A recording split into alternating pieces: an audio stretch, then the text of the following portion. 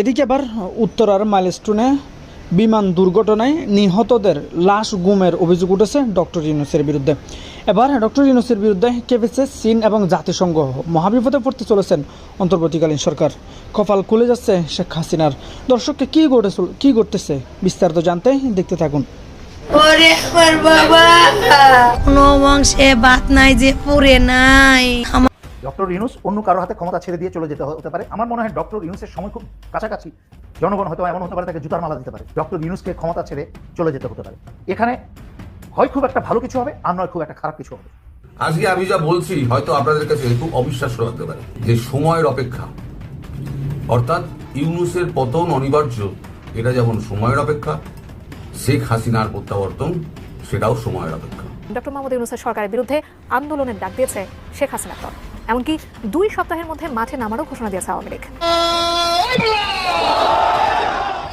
Asif Nazrul certificate দিয়ে দিচ্ছে যা আওয়ামী লীগের পুনর্বাসন হবে, এবং কেন হবে, কাদের কারণে হবে, সেটা তুমি মেনশন করে না বললেও এটা বোঝা যাচ্ছে স্পষ্ট যে এরা হচ্ছে মাঠে থাকা দল কেউ কেউ, এবং তারা এইসব আচরণ করছেন যার কারণে আওয়ামী লীগ সুযোগ নেবে তার পুনর্বাসন। আসসালামু আলাইকুম রহমতুল্লাহ। সবাই কেমন আছেন? আশা করি সবাই অনেক অনেক ভালো এবং সুস্থ আছেন। সবাইকে স্বাগতম জানাচ্ছি আমাদের আরেক নতুন ভিডিওতে। প্রতিদিন মতো আমি আপনাদের সিরিয়াস ফারুকি আবারও চলে আসলাম নতুন একটা ভিডিও নিয়ে। দেশে যে বর্তমানে চলমান পরিস্থিতি চলতেছে, আপনারা জানেন দেশে প্রতিদিন রাজনৈতিক বলেন বা নানান ধরনের দুর্ঘটনা বলেন একটা না একটা লেগে থাকে। এমন পরিস্থিতিতে ইতিমধ্যে আপনারা সবাই ভিডিওর শুরুতে বেশ কিছু অংশ বিশেষ দেখেছেন, যে অংশ বিশেষগুলো নিয়ে আজকের ভিডিওটা। আপনারা ইতিমধ্যে ভিডিওর বেশ কিছু অংশ বিশেষ দেখে বুঝতে পেরেছেন আজকের ভিডিওটা কতটা গুরুত্বপূর্ণ হতে চলেছে। তা আমি আর বিষয়টা নিয়ে বিস্তারিত বলবো না, কারণ বিস্তারিত বলতে গেলে ভিডিও অনেক লম্বা হয়ে যাবে। আমি সংক্ষেপে করার ক্ষেত্রে আপনাদেরকে মূল আলোচনা নিয়ে যাচ্ছি। তার আগে আপনাদের ছোট্ট একটি অনুরোধ জানিয়ে রাখতে চাই, যারা আমাদের ফারুকি অনলাইন ইউটিউব চ্যানেলটিতে এখনো নতুন প্লিজ দয়া করে আমাদের চ্যানেলটি সাবস্ক্রাইব করে সাথে থাকবেন। যারা ইতিমধ্যে সাবস্ক্রাইব করেছেন তাদের অসংখ্য ধন্যবাদ। দর্শক আর বেশি কথা না বাড়িয়ে আমরা এখানে ধারাবাহিকভাবে ভিডিওর বাকি অংশগুলো একটু বলছি, হয়তো আপনাদের কাছে খুব অবিশ্বাস্য লাগতে পারে, কিন্তু অবিশ্বাস্য হলো এটা ঘটবে। অবিশ্বাস্য এই কারণে লাগবে, আমি যদি এখন বলি যে সময়ের অপেক্ষা, অর্থাৎ ইউনূসের পতন অনিবার্য, এটা যেমন সময়ের অপেক্ষা, শেখ হাসিনার প্রত্যাবর্তন সেটাও সময়ের অপেক্ষা। কারণ যে স্বপ্ন দেখিয়েছিল এই 11 মাস ধরে এই সরকার, মানে জুলাই আগস্টে যে স্বপ্ন দেখিয়েছিল, সেই স্বপ্ন তো গত 11 মাসে মানুষের মন ভেঙে গেছে, যাকে বলে স্বপ্নভঙ্গ। এখন যে ছাত্ররা সেই সময় ঠিক ঠিক ঠিক বলে চেঁচাতো, আজকে সেই ছাত্ররাই আজকে মাঠে নেমে তারা প্রতিবাদ করছে। তারা বলছে যে শেখ হাসিনাই ঠিক ছিল। তারা এটাও বলছে আমরা শেখ হাসিনাকে দেশ থেকে দূর করেছি, আমরাই শেখ হাসিনাকে দেশে ফিরিয়ে আনবো। এটা কাদের জন্য হয়েছে? এই সরকারের ব্যর্থতার জন্য তো। ইউনূস এসে অনেক বড় বড় গল্প বলেছিল। আমার সম্পর্কে মন খুলে সমালোচনা করুন। সমালোচনা করতে গিয়ে কি হয়েছে? কাগজগুলো সমস্ত মুষ্টিবদ্ধ করে নেওয়া হয়েছে। এখন ছাত্ররা রাস্তায় নেমে বিক্ষোভ করছে। এই যে বিক্ষোভটা শুরু হয়েছে না, এই বিক্ষোভটা ধীরে ধীরে দানা বাঁধবে। দানা বাঁধলে দেখবেন এই যা ছাত্র আছে না, এরাই একদিন আওয়ামী লীগকে হাত ধরে টেনে রাস্তায় বের করে বলবে আমাদের সঙ্গে চলো, শেখ হাসিনাকে ফেরাতে হবে। আর গত 8 মাস আগে আমি বলেছিলাম শেখ হাসিনা তিনি ঢাকা বিমানবন্দরে প্রধানমন্ত্রী হয়ে ফিরবেন, তখন সেখানে লাখো মানুষের ভিড় হবে। এটা খুব শীঘ্রই হতে চলেছে।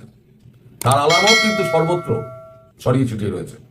এখন যে সরকার এত জনগণের ওপর সমর্থন নিয়ে এলো, সেই সরকারের অবস্থা এখন হয়েছে তারা পুলিশ নিয়ে ঘুরে বেড়ায়।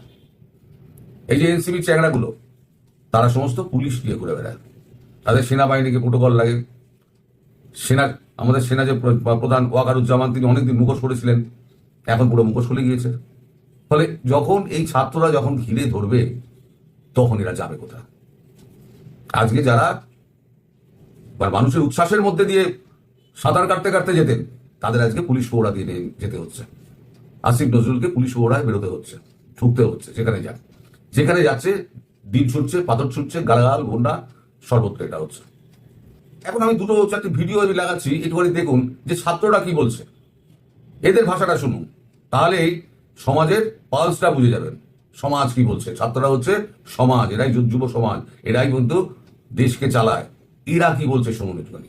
অবদেশের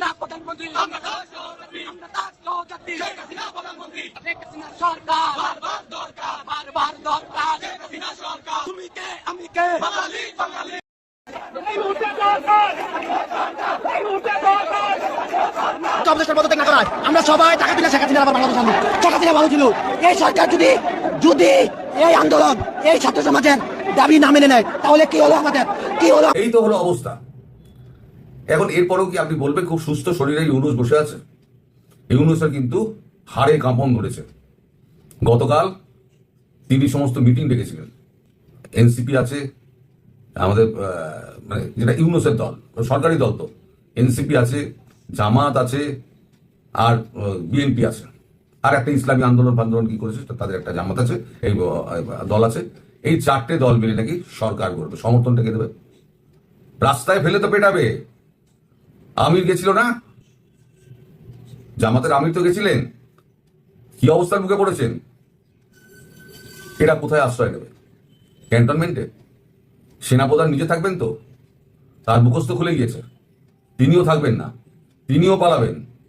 ইউনুসও পালানোর চেষ্টা করবে, আসিফ নজরুলও পালানোর চেষ্টা করবে, সব এক এক করে পালানোর চেষ্টা করবে, কিন্তু আপনারা পালাতে দেবেন না। ইউনুসকে ক্ষমতা ছেড়ে চলে যেতে হতে পারে। ডক্টর ইউনুস অন্য কারো হাতে ক্ষমতা ছেড়ে দিয়ে চলে যেতে হতে পারে ৩রা আগস্টের সমাবেশকে কেন্দ্র করে। এখানে হয় খুব একটা ভালো কিছু হবে, আর নয় খুব একটা খারাপ কিছু হবে। সবগুলোই বদমাইশ। এরাও কিন্তু বাংলাদেশের বিরুদ্ধে ইনিয়ে বিনিয়ে কথা বলে। একসময় কিন্তু শশী থারুরের কথাবার্তা, কি বলে এটাকে, ডেমোক্রেটিক কথাবার্তা আমার খুব পছন্দ হতো।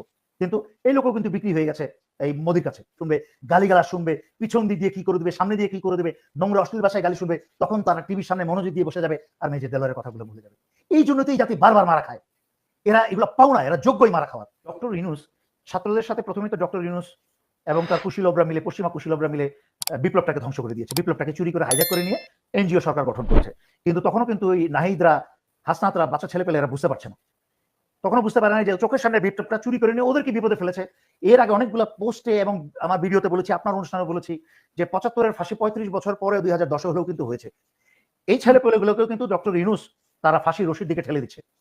ডক্টর ইউনুস এই ছেলেগুলোকে এত দুর্বল হিসাবে তাদেরকে অপমানজনক ভাবে ব্যবহার করছে, যেভাবে একটা শিশুকে মা যখন খাবার খাওয়াই যে আরেকটা খাও, এটা খেলেই তোমাকে আমি কার্টুনটা দেখতে দিব, বা তোমাকে এইটা খেলনাটা কিনে দিব, আরেকটা খাও তারপর খেলনাটা কিনে দিব। এইভাবে কিন্তু ডক্টর ইউনুস ৮ই আগস্টের পর থেকে কিন্তু জুলাই আগস্টের কথা কয়েকদিন পরে পরে বলেছে এই যে আমরা দিব, এই যে আমরা দিব।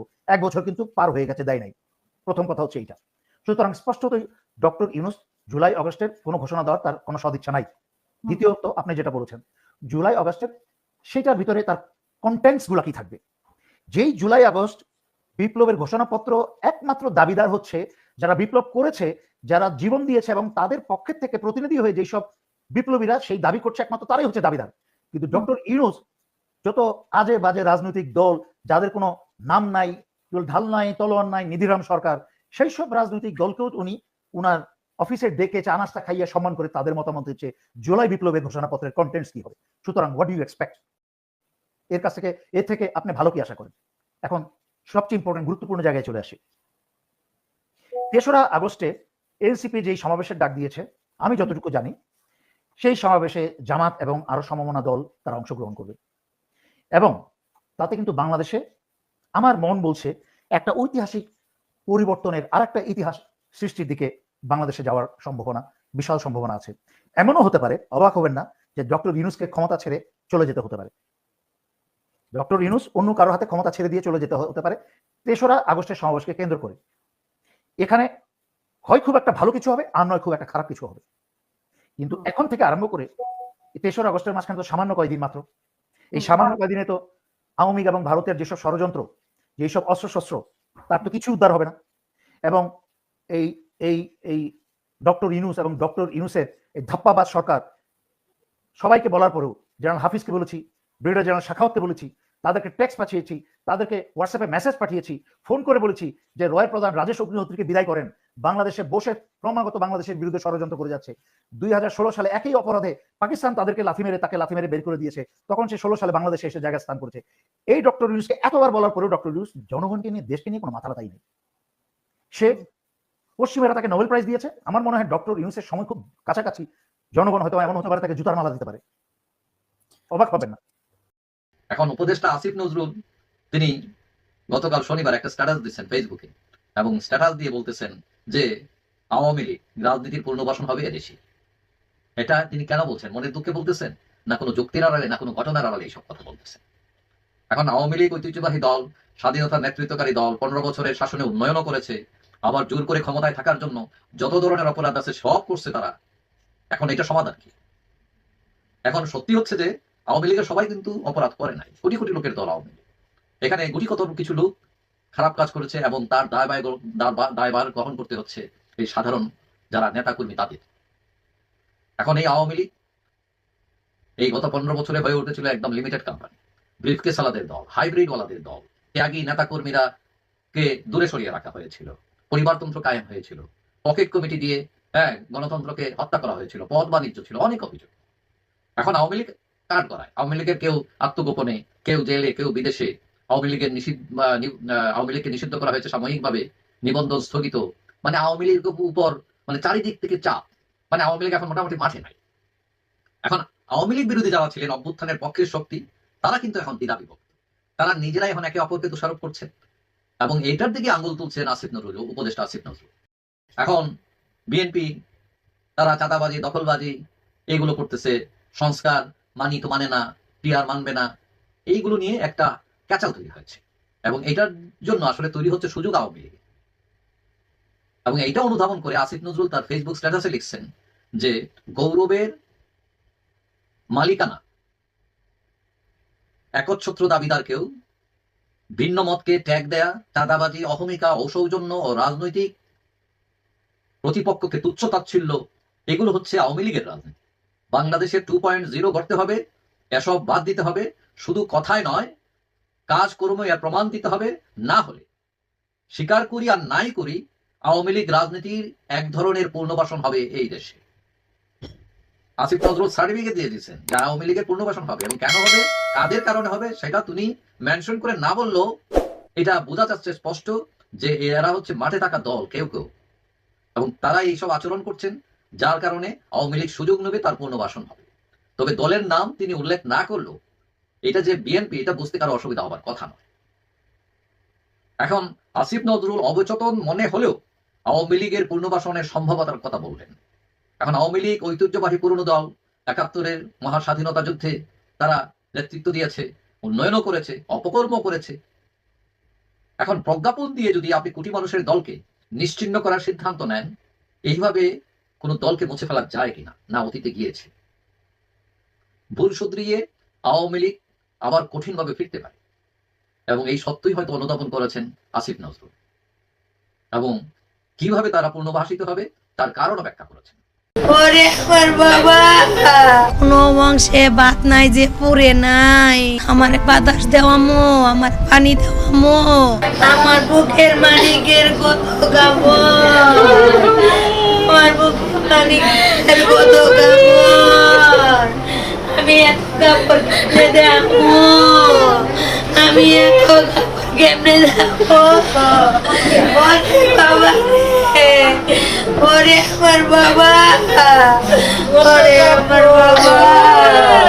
আমার সোনা পায়ের দেখে মাথা পর্যন্ত পুইরা গেছে। আমার সোনার কোনো বংশে ভাত নাই যে পুরে নাই। আমার সোনায় আমার লেগে গন্ধ খাচ্ছে।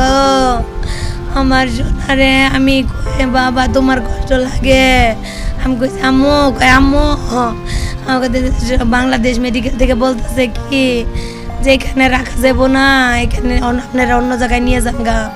অ্যাম্বুলেন্স ঠিক করে আমরা অ্যাপোলোতে নিয়ে গেছি, অ্যাপোলোতে রাখে না। পরে আমরা বার্ন ইউনিটে নিয়ে গেছি।